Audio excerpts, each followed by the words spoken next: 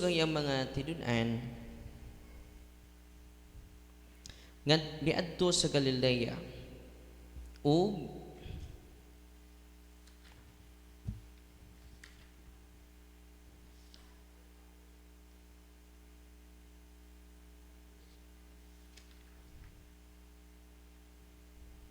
niadto sa Galilea ug gisunod siya sa usa kadakong panahon sa mga tao. Kani mga tawhana nagikan sa Galilea, sa Judea, sa Jerusalem, sa mga dapit nga sakop sa Edomia, igon man sa tabok sa Jordan, ug sa kasikbit nga mga dapit sa syudad sa Tiro ug Sidon.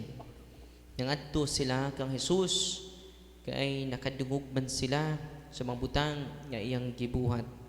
Hilabihan kadaghan ng mga tao ug tungod niini si Jesus nagsugo sa iyang mga tidun-an sa pag-andam ug sakayan alang kanila aron dili sila mapiit sa mga tao. Daghang mga tao nga iyang giayo ang tanan nga mga balatian nag-ilug mga tao tanang may balatian nag-inulugay pagduol aron makahikap kaniya. Sa dihang nakit-an si Jesus sa mga taong giwaan nang hapa sila sa iyang atubangan ug daninggit.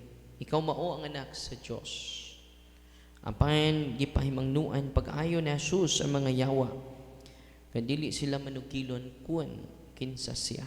Ang ebanghelyo sa Ginoo. Dayon ikaw, Kristo. Balik malingkod alang sa gamay nga pamalandong sa atong ebanghelyo karon. Ang isi-share ko po sa inyo yung first reading, ni the conflict of King Saul and King David. Yun ang homily ni Father Absalom kanina. Pero ito naman yung reflection ni Saint Augustine in relation to that particular first reading. Ito yung sabi niya, earthly kingdoms, glory and power over others. Glory and power over others. Christ's kingdom glories in humility and charity. City of Satan, a city against city, a city of God against city of man. The kings of ancient world ruled through fear, violence, and the shedding of blood. Their authority was sustained by the death of others. Ang kakristo completely opposite. Absolutely opposite ang kang Kristo. Christ reigns without violence, conquering not by killing, but by being killed. Kaya nga, hanggang ngayon, hindi nila tinanggap si Kristo. Dahil yung concept ng mga Hudyo ay katulad ni Saul, King Saul at King David. Si King Saul, he killed thousands. But King David kills tens of thousands. No? Pero si Kristo naging King of Kings without killing. No? Without doing coercion or violence. So the Lord teaches that earthly kingdoms are founded on dominion. So ano yung foundation sa earthly kingdom? Domination. Sino yung pinakataas sa survey ang mag-dominate? No?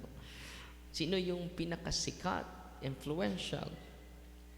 Yan po yung earthly kingdoms, the city of this world. But the city of God is founded on love. So Christ rules our hearts, not territories. Diba? Nag-aaway na ngayon ang Amerika dahil sa teritoryo. Diba? they expanded their influence. Grabe yung Amerikano. Gusto nila makuha yung Greenland. No? Pero si Kristo, Christ rules in our hearts, not in territories. His kingship is moral and spiritual, not coercive.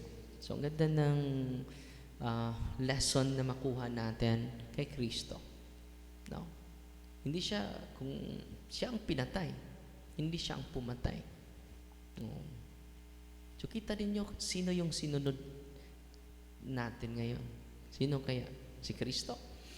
O ang hari sa mundo? No? So, ang ganda ng reflection ni Saint Augustine.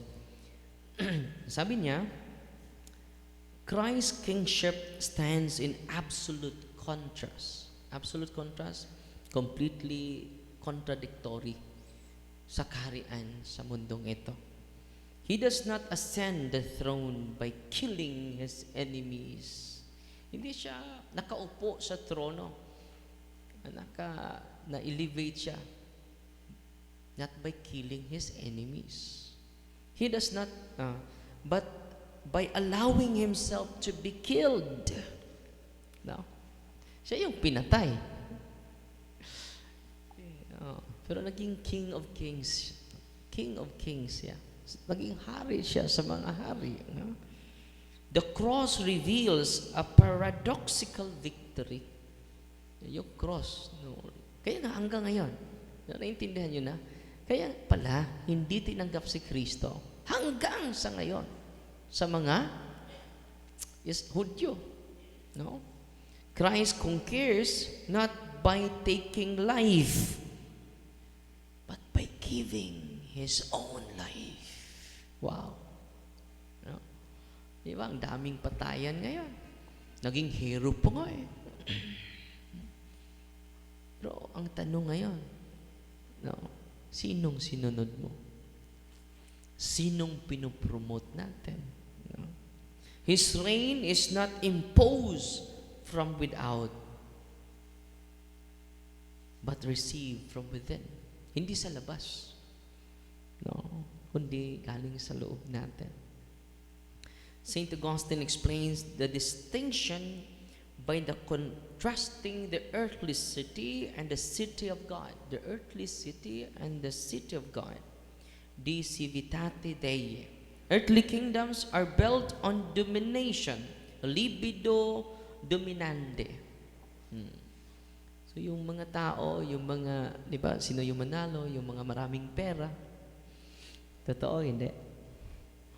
Yung manalo, yung maraming connection.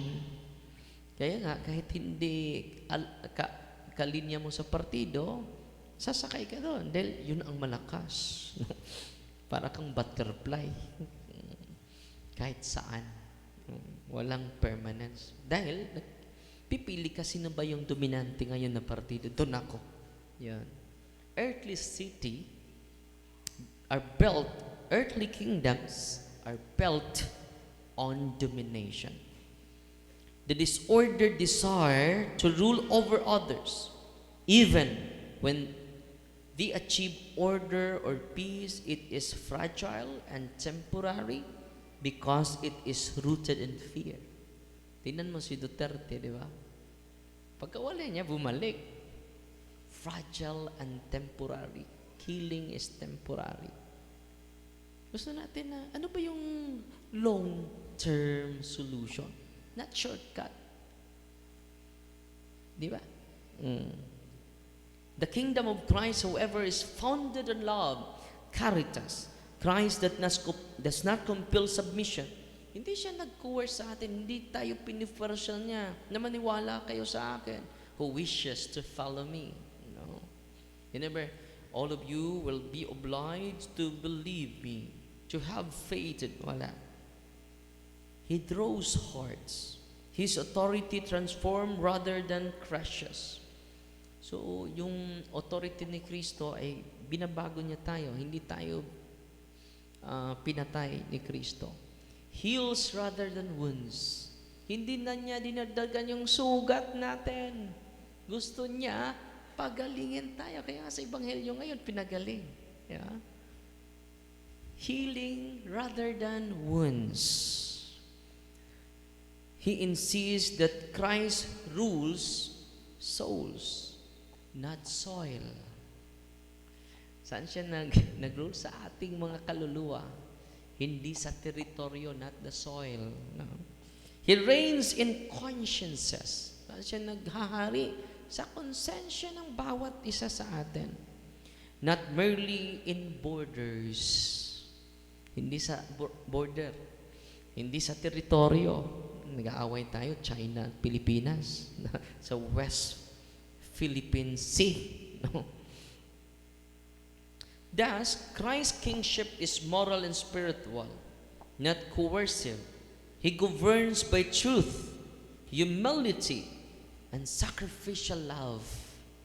Those who obey Him do so freely, not because they are threatened with death, but because they have been given life.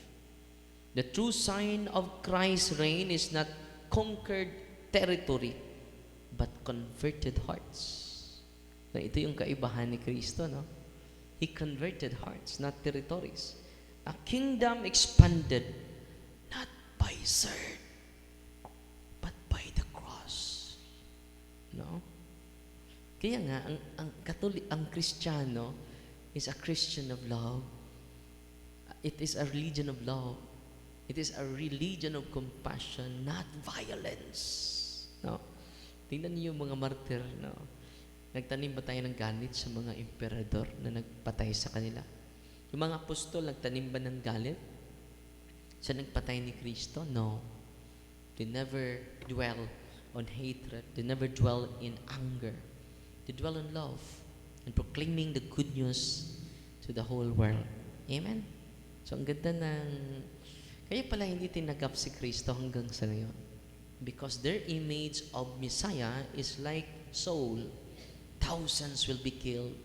Like David, 10 of thousands will be killed. Si Kristo walang isa na patay. Meron ba? Wala. But because of that strategy of the divine, because of that divine strategy, Jesus is not only the King of the Philippines. He is not only the King of America. He is the King of Kings. He is the Lord of Lords. He is the God of gods. Amen? I hope you are inspired by our